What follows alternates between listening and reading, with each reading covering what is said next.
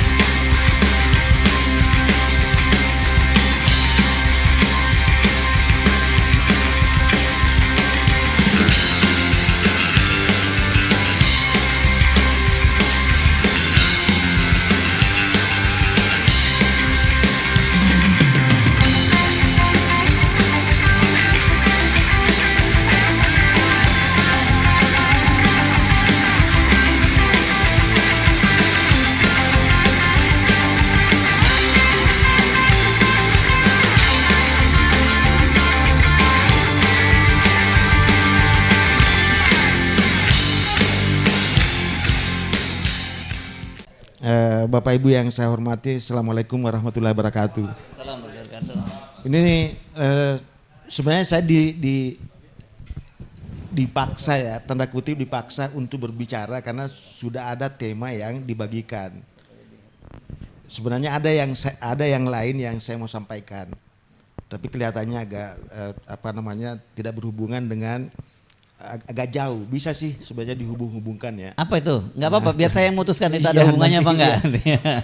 Ada 4 saya diberikan kepada saya. Itu yang pertama menyangkut komunikasi politik. Ya. Yang kedua menyangkut masalah kepahlawanan Soeharto. Yang ketiga menyangkut masalah koalisi. Dan yang keempat masalah check and balances itu. Ya. Oke. Saya kira nggak usah tidak apa-apa ya. Komunikasi politiknya kita Pak Harto, nanti mungkin kita nggak terlalu relevan untuk bicarain di sini ya. Nanti kita bicarain di topik yang tempat lain lagi ya. Iya, saya kira tapi tidak apa-apa sebenarnya saya singgung itu karena berkaitan. Jadi pertama 10 menit ya. Iya, baik.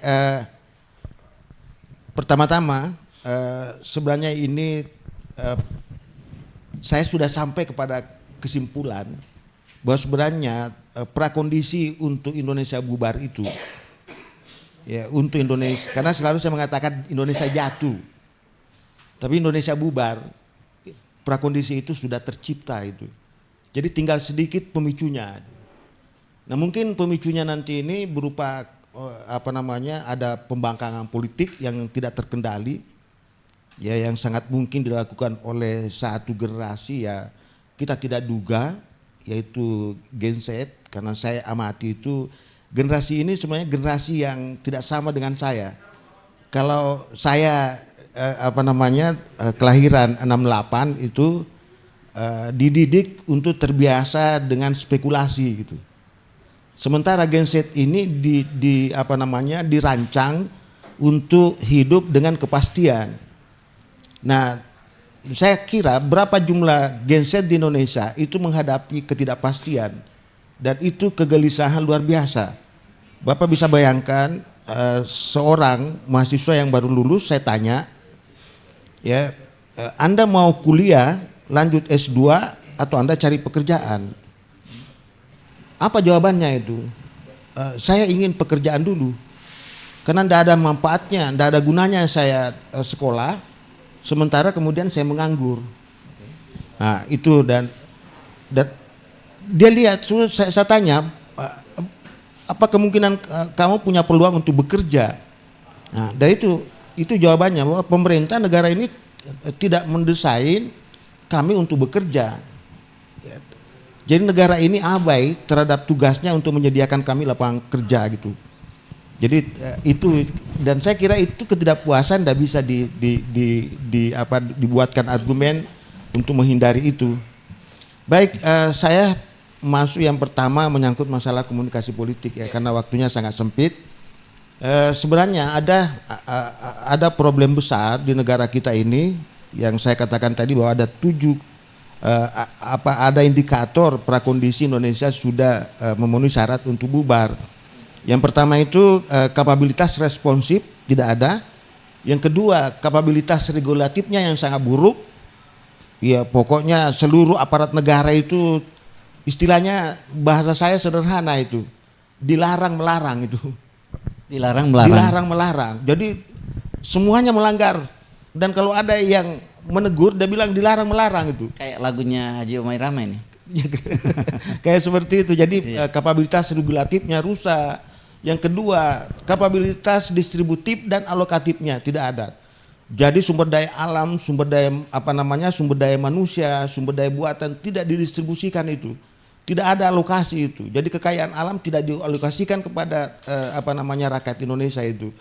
Jadi terakhir saya dengar, enggak apa-apa katanya sumber daya itu dihabisi kalau sepanjang negara itu dapat keuntungan. Nah, ini sebenarnya sangat berbahaya, karena misalnya kalau tidak salah data lama yang saya gunakan ya, ada lebih 20.000 desa yang ada di kawasan hutan dan ada di tepi hutan. Artinya apa? Itu ada bencana. Jadi 20.000 desa itu sedang menghadapi ancaman bencana struktural. Karena hutan itu sumber daya itu sudah dirusak gitu tadi. Jadi pengertian alokasi dan distributif tidak ada di situ. Kemudian berikutnya adalah kapabilitas simbolik. Saya kira sampai sekarang kita tidak percaya lagi dengan pemerintah. Pemerintah kehilangan kepercayaan. Dia berpidato di mana-mana, apapun dilakukan itu, masyarakat sudah tidak percaya itu. Dan coba kalau kita analogikan negara itu keluarga itu tetap utuh meskipun dia miskin, Pak. Ya, tapi kalau sudah tidak ada lagi kepercayaan, keluarga itu bubar. Itu. Dan itu di Indonesia terjadi itu. Jadi kapabilitas simboliknya tidak ada. Berikutnya adalah kapabilitas ekstraktifnya tadi. Sumber daya manusia, bisa bayangkan jumlah orang terdidik yang menganggur sangat tinggi di Indonesia itu. Ya, sementara kita selalu mengatakan sumber daya kita lemah. Saya kira semua ahli sudah ada di Indonesia kok, cuma tidak dimanfaatkan, ya, dan tidak digunakan, tidak dimaksimalkan. Jadi sumber daya manusia di Indonesia seharusnya mengelola sumber daya alam, dan sumber daya alam itu diubah menjadi sumber daya buatan, kemudian didistribusikan, dialokasikan kepada rakyat seluruh Indonesia untuk makmur, untuk sejahtera, itu tidak ada itu. Kemudian berikutnya adalah kapabilitas kapabilitas domestik kita tidak yakin bahwa ada stabilitas politik, ada integrasi politik. Jadi integrasi politik vertikal, horizontal itu semua sudah rusak itu. Saya yakin ya sekarang ini daerah sedang berpikir untuk memisahkan diri dari Indonesia, Pak. Itu menyangkut sudah berbicara tentang konflik vertikal itu. Konflik horizontal juga seperti itu. Di mana-mana terjadi pembelahan itu anak bangsa itu. Ya, dan terakhir saya dengan mudahnya tuh menghina satu suku, menghina suku lain itu. Dan itu yang saya amati itu sudah sampai ke arah sana. Jadi tidak ada integrasi politik vertikal maupun horizontal itu. Jadi semuanya semu. Dan tidak ada stabilitas politik itu. Kemudian yang terakhir itu yang terakhir itu kapabilitas internasional. Jadi diplomasi kita itu sangat lemah, dia tidak mampu memperjuangkan kepentingan nasional kita itu. Ya itu saya kira nanti pembicara berikutnya bisa memperjelas itu ya. Jadi 7 kapabilitas itu adalah prasyarat untuk Indonesia bubar. Nah karena itu saya berharap kepada pemerintah sekarang. Nah, apa salah satu itu materi saya itu perbaiki komunikasi politiknya. Jadi komunikasi politik itu dalam versi ilmu politik bukan salam-salaman antara aktor politik, Pak. Ya sesama politisi, sesama pejabat itu rangkul-rangkulan. Tidak ada gunanya rangkul-rangkulan, Pak. Lebih baik Anda bermusuhan kalau untuk kebaikan. Tapi kalau Anda bersekongkol, Anda berkomplot, wah itu sangat berbahaya kan. Anda salam-salaman, Anda rangkul-rangkulan, tapi ya berkomplot. Nah itu yang berbahaya itu. Jadi komunikasi politik kita ya seharusnya kan pemerintah menjelaskan tindakan-tindakan politiknya, keinginan-keinginan politiknya, kebijakan-kebijakan politiknya itu ya kepada masyarakat, kepada publik ya dengan media tertentu. Nah ini saya sebenarnya mau menyarankan kepada Pak Prabowo itu berhentilah berbicara tanpa teks. Ya, karena itu berbahaya itu. Hampir semua omongannya tanpa teks itu membuat menggerogoti kekuasaannya sendiri. Yang kedua, ini mungkin karena tidak adanya juru bicaranya itu. Eranya Pak Harto itu ada juru bicara negara. Ya, Seknek itu Pak Bordiono itu saya pernah bicara itu. Kenapa Bapak kalau bicara itu tunduk itu? Dia bilang lah saya kan juru bicara negara, Pak. Begitu juga Pak Harmoko saya tanya, kenapa bilang? Ya saya kan juru bicara pemerintah. Jadi clear, sekarang tidak ada juru bicaranya, Pak. Dan pejabat kita itu semuanya seenaknya membuat pernyataan menyakiti hati rakyat itu. Di Amerika Serikat, Pak, ada pejabat yang mengatakan begini. Ya, kalau tidak salah itu wali kota Atlanta itu. Perempuan yang selalu keluar malam, tidak bisa bela diri, kalau diperkosa nikmati saja. Itu mundur, Pak. Ya, mundur itu. Kenapa? Karena etika politiknya ada di situ itu. Ya, kemudian ada kalau tidak salah itu semacam muldokonya Gedung Putih, Pak. Kalau saya lupa itu. Dia mau presidennya keluar presidennya sakit, kalau tidak salah masuk rumah sakit, wakil presiden di luar. Dia membuat pernyataan kalimatnya pendek. I am in charge. Tapi publik mengatakan bahwa Anda berkuasa. Luar biasa itu. Ya, Anda bisa mengatakan seperti itu. Nah di Indonesia banyak pejabat yang mengatakan, ya kalau kamu tidak bisa, Anda pergi aja ke luar negeri itu. Anda keluar aja, kan gila ini pejabat-pejabat seperti ini. Seharusnya dia yang diusir. Saya tahu kayaknya orangnya siapa. Iya, saya tidak menyebut orang sekarang, tapi karena terlalu banyak kasus di Indonesia menghina itu kan. Ya orang tidak bisa beli minyak goreng disuruh macam-macam itu. Daging mahal disuruh makan bekicot itu kan. Ini kan pejabat kurang ajar ini. Ya, dan itu semua menimbulkan ketidakpuasan politik. Itu bentuk komunikasi politik yang buruk itu. Dan dia tidak pernah mendengar respon. Jadi kebijakan-kebijakan yang ada itu tidak pernah direspon. Masyarakat mengkritik tapi tidak pernah didengar. Diabaikan saja. Itu saya bilang tadi kapabilitas responsifnya. Oke, berikutnya ini Bang Hirsu kan waktu saya sedikit sekali ya. Ya. Iya, terima kasih. Jadi berikutnya adalah ini menyangkut masalah koalisi. Ya koalisi itu sebenarnya mekanisme politik. Ya sistem pemerintahan parlemen di dalam proses pembentukan dan penyelenggaraan pemerintahan representatif minimal. Artinya apa? Kalau di dalam pemilu tidak ada partai pemenang mutlak, maka satu-satunya cara untuk membentuk pemerintahan adalah berkoalisi. Ya kan? Nah, kalau tidak bisa koalisi tidak ada pemerintahan terbentuk. Tapi selalu ada pemerintahan terbentuk karena ada koalisi. Cuma ketika ada koalisi mundur, maka pemerintahan itu bubar. Itu cirinya koalisi itu. Indonesia bukan koalisi, Pak. Indonesia selalu saya sebut persekongkolan jahat. Kumpul kebo. Kenapa? Karena koalisi dimulai sebelum pemilu. Dan itu koalisi bukan untuk membentuk pemerintahan, tapi untuk memenangkan pemilu. Akibatnya adalah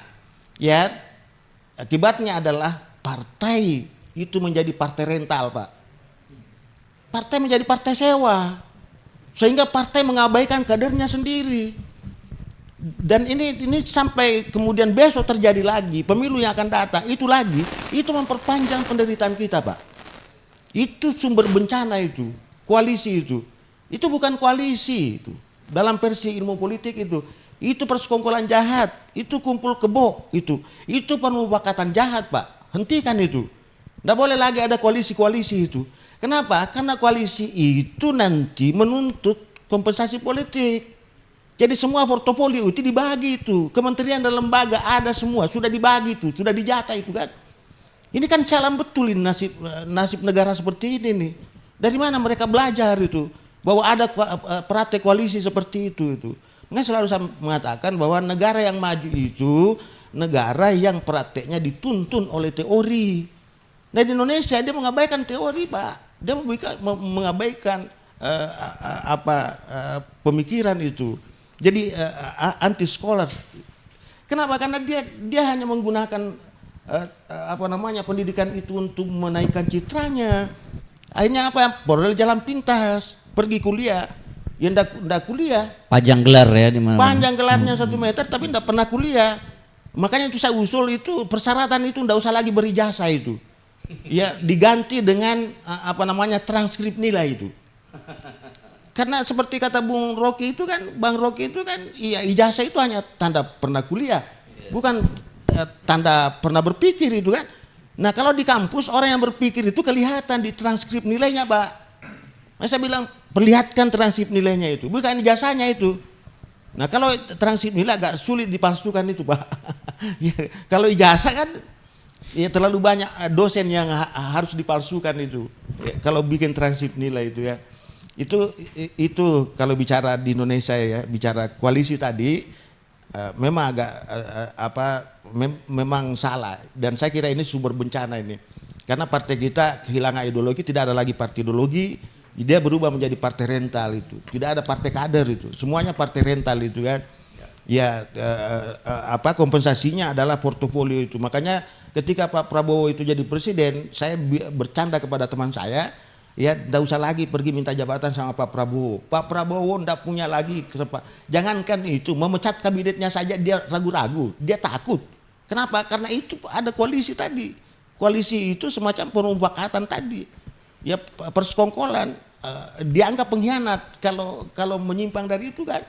Jadi tidak mungkin itu. Nah implikasinya adalah tidak mungkin mengharapkan pengawasan dari DPR, Pak. Tidak mungkin itu. Karena istana dengan Senayan sudah berkomplot, Pak.